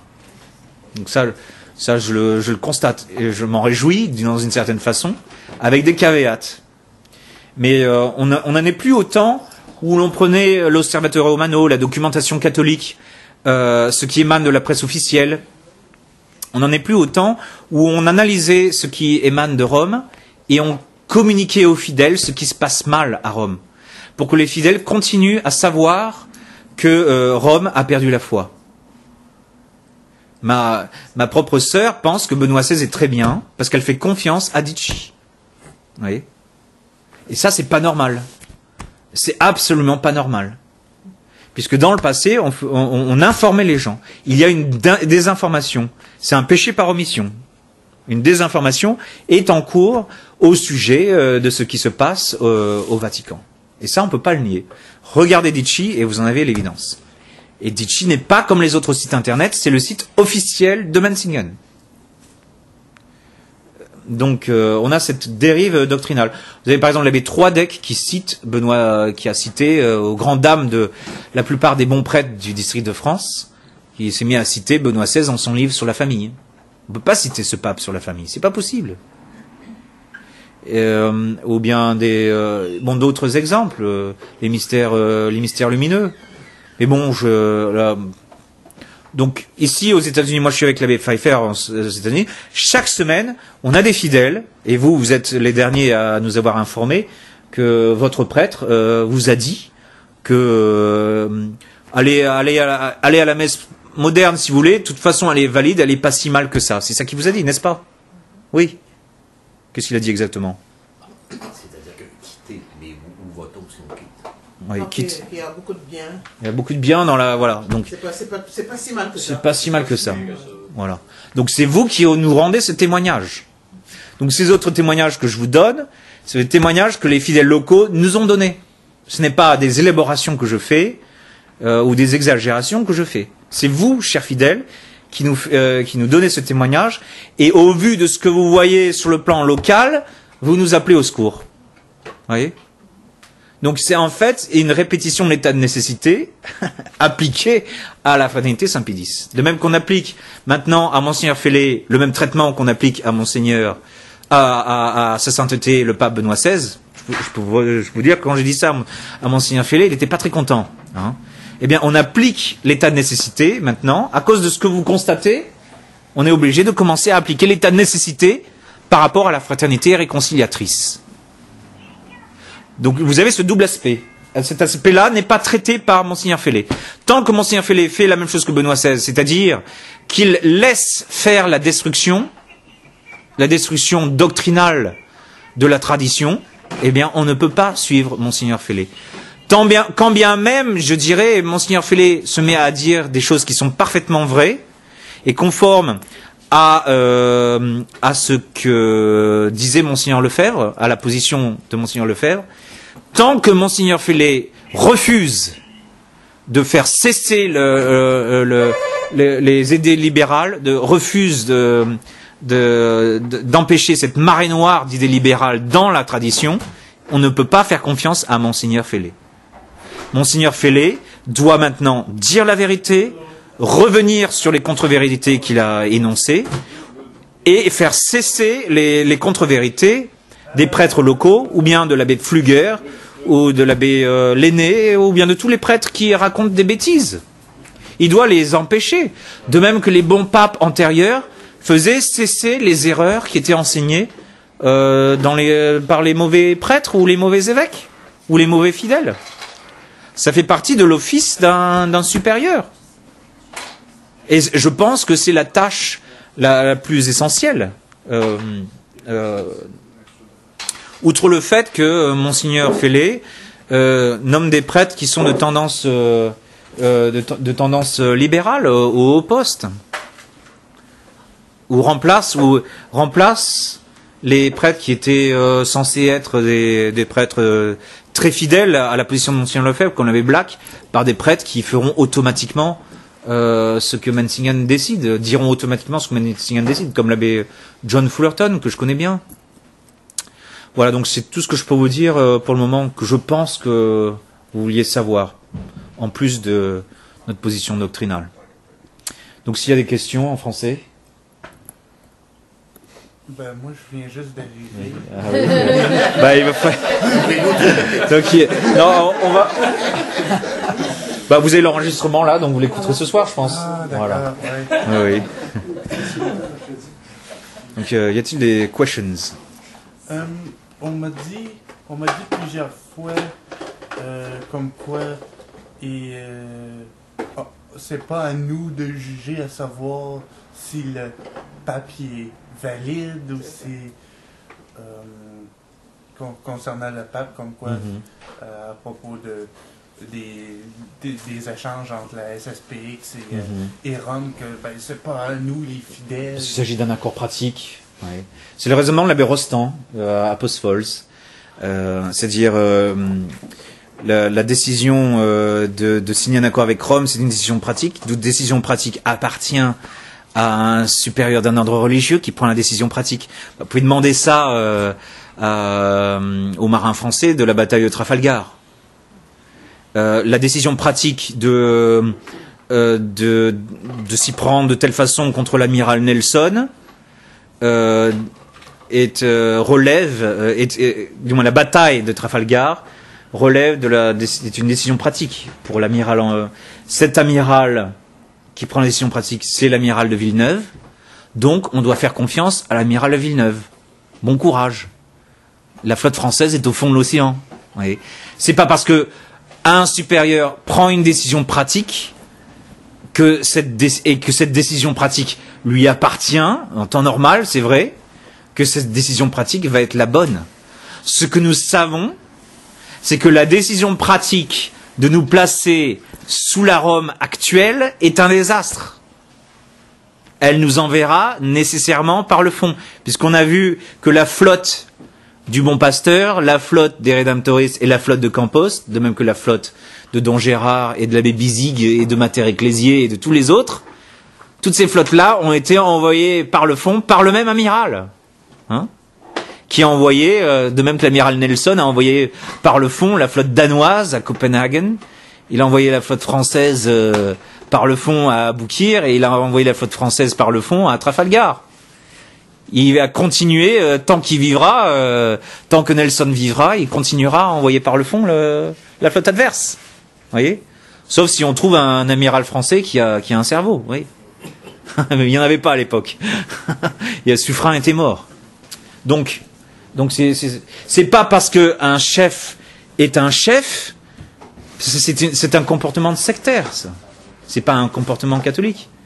Et on vient justement de voir, on a sous nos yeux que le chef qui a les grâces d'État, qui a le plus de grâces d'État dans l'univers entier, et qui a la responsabilité de prendre les décisions les plus graves, et auxquelles il faut qu'on fasse confiance en temps normal, c'est le Saint-Père. Un tel raisonnement de l'abbé Rostand met le Monseigneur Fellé au-dessus même du pape. Puisque au même moment où l'abbé Rostand vous dit ça, il vous dit de ne pas faire confiance au pape. Ça ne tient pas. Autre question? Non, il n'y a pas de question. Vous parliez tout à l'heure de monsieur l'abbé de Cacré, vous l'avez rencontré? Oui, il est très gentil, oui. Ouais, si vous nous expliquiez un peu peut-être. Moi, ce que je crains, c'est que avec ce genre de supérieur, on ait une révolution tranquille, en fait. C'est-à-dire, on soit la grenouille dans l'eau qui chauffe, et qu'il n'y ait pas de réchauffement brutal de la température, et qu'on ne soit pas capable de sortir du pot. C'est ça. Moi, c'est pour ça que j'ai remercié à plusieurs reprises l'abbé Rostand. Oui, même l'abbé. J'ai peut-être pas encore remercié l'abbé Couture, j'en suis pas sûr. Mais je remercie ces deux abbés, puisqu'ils nous permettent d'ouvrir les yeux. Par exemple, le district d'Allemagne nous permet de voir quel est l'avenir de la fraternité de Saint-Pédis. La situation en Allemagne nous permet de savoir ce qui va se passer dans la fraternité de Saint-Pédis dans quelques années. Donc, bien sûr, j'aime beaucoup plus l'abbé de Cacré. J'aime beaucoup l'abbé de Cacré, et je n'ai pas le courage de lui résister. Vous voyez ? Mais c'est ça qui est beaucoup plus dangereux, puisque malgré la bonne formation que les séminaires ont de la part de l'abbé de Jorna à Écône, eh bien, vous avez des prêtres libéraux qui sortent d'Écône. L'abbé dont vous vous plaignez ici, c'est un abbé qui a été formé à Écône par l'abbé de Jorna. Donc si l'abbé Jordan n'arrive pas à surmonter le libéralisme ambiant dans l'enseignement de ces séminaires, ça veut dire que on est, d'une certaine façon, on est plus certain d'avoir des révolutions tranquilles en France. Et vous savez à quel point la révolution tranquille est mortelle. Donc d'une certaine façon, la situation en France est mortelle, est beaucoup plus mortelle qu'aux États-Unis. Ou déjà aux États-Unis, maintenant, vous avez une résistance organisée, et c'est pas en France qu'on va pouvoir fonder un séminaire. Ça sera chez les bouseux du Kentucky. Mais pas en France, pas à Paris. Vous avez aussi rencontré Monseigneur Félix, je pense, avant Oui. Ça, j'en ai parlé dans mon document, Les buts de la guerre, donc vous pouvez vous référer à ça. Okay. Mais Monseigneur Félix était, moi, j'ai trouvé très intéressant, parce que, quitte à me faire envoyer, autant savoir... autant être sûr et certain que j'ai raison de persévérer contre Monseigneur Félix, et que effectivement Monseigneur Félix a la langue fourchue, quoi. Il est plus capable de dire est non. Donc ce qui m'a vraiment abasourdi, c'est que j'étais là et sans que je demande exactement à Monseigneur Félix a longuement élaboré sur la question de notre relation avec les évêques locaux, disant l'évêque local a un pouvoir, on sera obligé de faire avec, puisque l'évêque est maître en son diocèse. Donc même pour les ordres religieux, de même que les ordres religieux font avec les évêques locaux, on sera obligé de laisser aux évêques progressistes diocésains de les laisser intervenir dans nos affaires, dans une certaine mesure, bien sûr, tout en ayant notre autonomie. C'est-à-dire, c'est toujours cette langue fourchue, c'est-à-dire, tout en ayant notre autonomie, on laisse aux évêques le pouvoir de dire certaines choses à notre sujet, et de nous inspecter, de nous renifler, de nous visiter, de célébrer la messe dans nos chapelles, de prêcher. Et ça, je suis désolé, c'est inacceptable.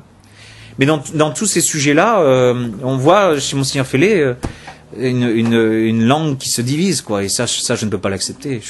Je retire ma confiance à un supérieur qui a perdu justement ses points de référence, quoi. Okay. Peut-on dire que ce qui s'est passé à Bastia en Corse, lorsque l'abbé Mercury a appelé l'évêque du lieu pour confirmer les fidèles, c'était un ballon d'essai dans ses permanences? Non, je pense pas, non. Non, je pense que Menzingen déplore ce qui s'est passé, mais il doit pas s'en surprendre non plus. Il doit pas se surprendre que, en ayant un discours accordiste, ils aient perdu les rédemptoristes. Les rédemptoristes ont été très influencés par les remarques accordistes de Monseigneur Félix à l'époque.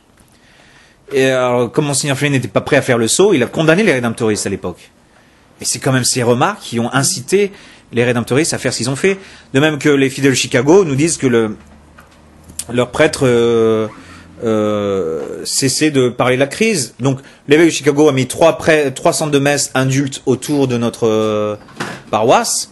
Il ne faut pas être surpris qu'il y ait plein de fidèles qui aient quitté la chapelle de Chicago et qui rejoignent les paroisses de l'indulte. Parce que s'il n'y a plus de crise dans l'église, qu'est-ce qui m'empêche d'aller dans la messe de l'indulte? L'abbé Pfeiffer donne le cas de Bismarck dans le Dakota, je crois.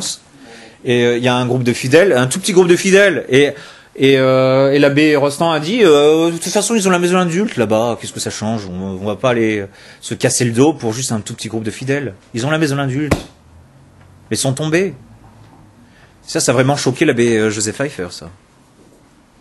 Et donc on a plein de fidèles aux États-Unis qui nous disent mais monsieur l'abbé, moi je vais à la messe de l'indulte comme je vais à la messe de la fraternité Saint-Pédis officielle.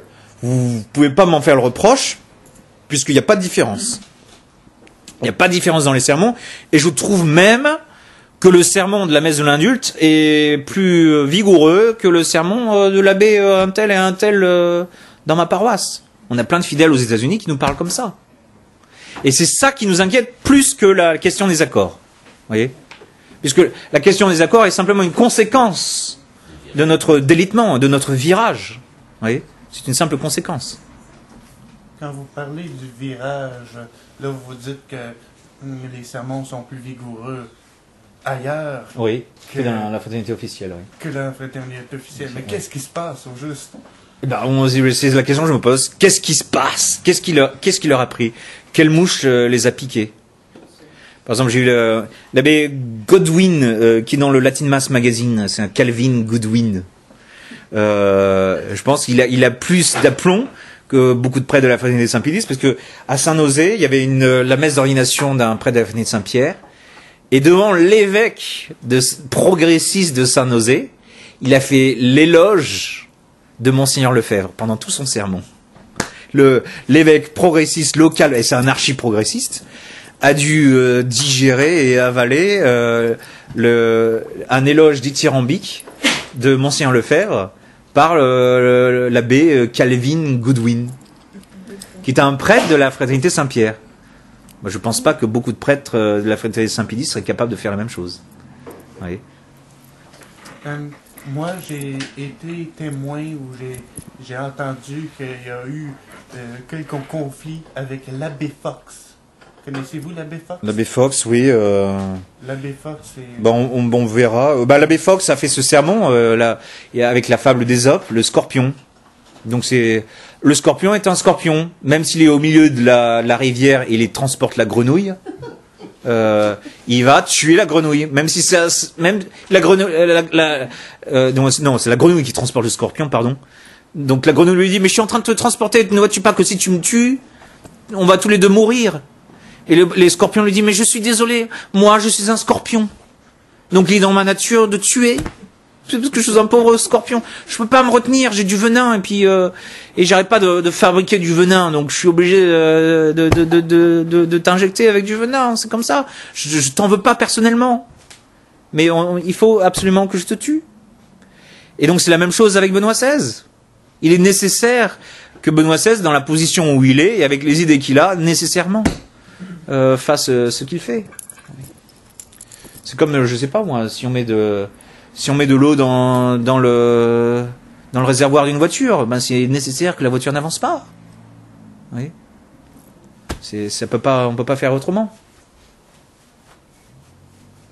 Si on met un éléphant dans un marchand de cristal, quoi, c'est des choses qui vont pas ensemble. Voilà. Donc nous repasserons régulièrement pour nous occuper de vous. Donc et voyez bien que c'est pas nous qui avons semé la zizanie. L'évangile du jour, c'est la zizanie. C'est pas nous qui semons la zizanie. Jusqu'au mois de mai de cette année, on était tranquillement en train de faire notre apostolat sous la direction de Monseigneur Fellet et de l'abbé Couture ou de l'abbé Rostand, etc., etc. On est tranquillement en train de faire notre apostolat. Mais au mois de mai, on voit de façon très claire que la zizanie apparaît. Hein. Il y a tout un tas de saletés qui apparaissent dans le champ de Monseigneur Lefebvre. Donc c'est pas nous qui avons semé la zizanie. Voilà. Donc ça vaut pour vous et vos confrères? Nos confrères et nos 30 autres prêtres qui font partie de la résistance ouverte. Ouais. Il y a 30 prêtres? Oui, dans le monde. Oui. Ah, d'accord. Qui font partie de la résistance ouverte. Okay. Et nous espérons que vous donnerez du courage aux prêtres qui ont besoin de faire le saut. Oui. Puisque c'est pas évident, quoi. C'est de renoncer à tout pour notre Seigneur Jésus-Christ, tout abandonner. Abandonner une fois de plus tout ce qui a été construit en 40 ans. Pensons qu'il y a 40 ans, nos prédécesseurs ont abandonné tout ce qu'on construit des générations et des générations d'ancêtres. La cathédrale de Chartres, elle n'a pas été construite en un jour et elle n'a pas coûté $10 canadiens. Hein. Et elle a été faite main. Toutes ces pierres de la cathédrale de Chartres ont été taillées à la main.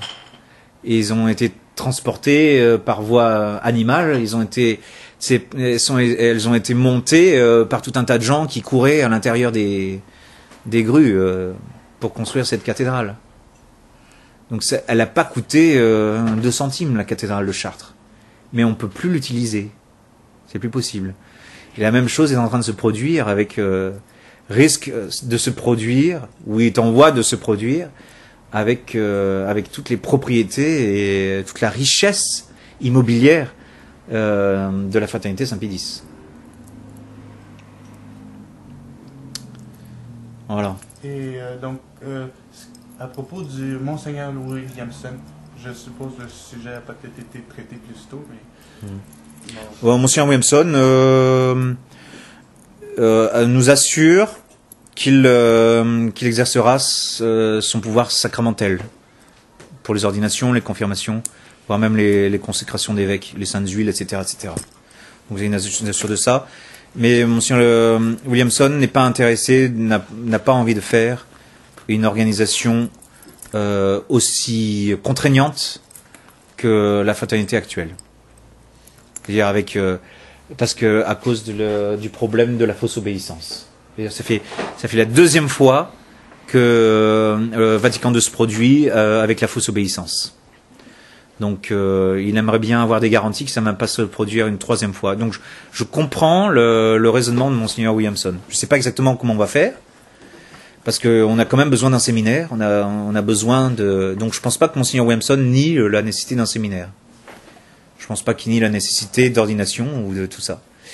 Mais exactement, est-ce qu'on va déifier un supérieur général? Non, je pense pas, non, pas vraiment. C'est pas ça qui va se produire. Ah bah c'est bien, là, il n'y a plus de questions. Parfait, oui. Oui. Voilà, bah, que Dieu vous bénisse tous. Donc vous êtes Monsieur l'abbé Chazal. Chazal, ok. Oui. Oui. Vous êtes de quelle origine? Oh, je suis français. Oui. À Dakar. Ah, Dakar, oui. Oui, oui. Oui. Ah, c'est magnifique, là j'ai une sénégalaise. Oui. J'ai une perroquet sénégalais. Moi j'ai vécu en Côte d'Ivoire pendant les années 66 à 60. Pardon, 67 à 69. Alors ce qui est amusant, c'est quand j'étais baptisé à Dakar, l'aumônier militaire, il venait juste de recevoir le nouveau rite de baptême. Il m'a dit, c'est quoi ce bazar là? Ils ont oublié les exorcismes et tout ça. Et maman me disait, il jouait sur 2 rituels et tout ça, et il m'a quand même donné des exorcismes. Donc je suis quand même pas possédé du démon. Parce que c'est amusant, parce que quand j'étais aux Philippines, l'abbé Philippin faisait réciter les grands exorcismes par les fidèles. Parce que je voulais m'adresser aux fidèles et tout ça. Et comme le démon était aux portes, il a fait réciter par les fidèles, en 2 endroits, les grands exorcismes, le grand exorcisme de Léon XIII, et puis les autres grandes prières à Saint-Michel-Archange. Parce que j'étais là. Non mais qui se rassure, j'étais baptisé avec les exorcismes. Et même qu'au Japon, quand je suis arrivé, les fidèles japonais, les petites japonaises sont arrivées, puis elles m'aspergeaient d'eau bénite, quoi. C'est pas gentil, c'est vraiment pas bien ce que vous êtes en train de faire. Et puis un autre fidèle japonais, il m'a dit, vous devriez aller vous confesser immédiatement. Le problème, c'est que l'abbé Couture interdit aux prêtres de me donner l'absolution, donc je sais pas comment je peux me confesser, quoi. Hein? Bah, je sais pas. Posez-leur la question. C'est pas croyable. Oui. Mes péchés sont réservés à Mansingen. Mansingen a le pouvoir de m'absoudre de mes péchés, de lever les censures qui pèsent contre moi. Ça va peut-être lui retomber dessus. Bon, j'espère que pas. J'espère que non. Mais c'est quand même étrange tout ça. Oui. Voilà.